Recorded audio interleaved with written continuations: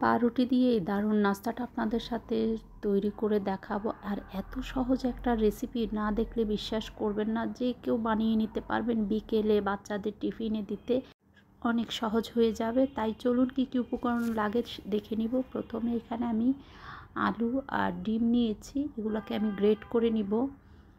আমার এই রেসিপিগুলো ভালো লাগলে অবশ্যই আমার ইউটিউব চ্যানেলটা সাবস্ক্রাইব করে দিবে। একই নামে আমার ফেসবুক পেজ আছে, চাইলে আপনারা ওখানেও ফলো করতে পারেন। এখন আমি ডিমটা করে নিলাম গ্রেট। এখন আমি আলুটা করে নিলাম সিদ্ধ আলু।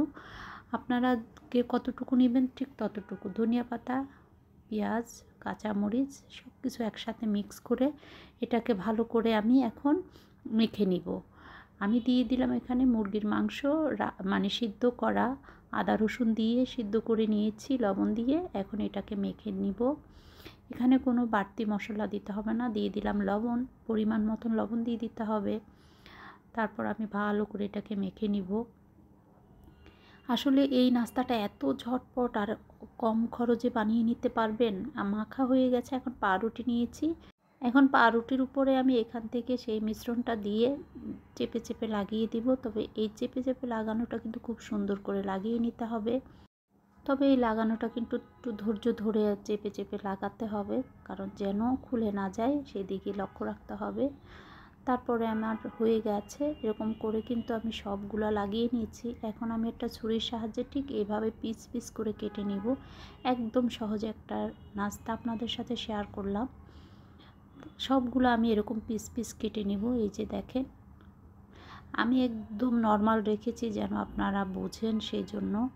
এখানে আমি 3টা ডিম নিয়েছি, কারণ এটা পাউরুটিগুলো যেহেতু আমি অনেক বেশি বানিয়েছি, সেক্ষেত্রে আমি 3টা ডিম নিয়েছি। জাস্ট একটু ফেটে নিব।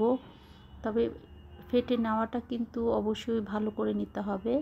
তারপরে এখান থেকে একটা পাউরুটির স্লাইস নিয়ে আমি ব্রেড ক্রাম্বসের মধ্যে দিয়ে এখন এভাবে করে মুড়িয়ে নিলেই হয়ে যাবে। এই যে দেখেন, খুবই সহজ একটা নাস্তা। বারবার বললাম। এদিকে আমি একটা প্যানের মধ্যে তেল গরম করতে দিয়েছি। তেলের গরম অবস্থাতে কিন্তু দিয়ে দিতে হবে। এটাতে কিন্তু ডুবো তেল দিতে হবে না। একে একে করে আমি সবগুলা নাস্তা দিয়ে দিচ্ছি। তারপরে সময় নিয়ে চুলার আঁচটা মিডিয়াম আঁচে রেখে সুন্দর করে ভেজে নেবেন। এতে করে কিন্তু পাউরুটির নাস্তাটা খুবই সুন্দর হবে।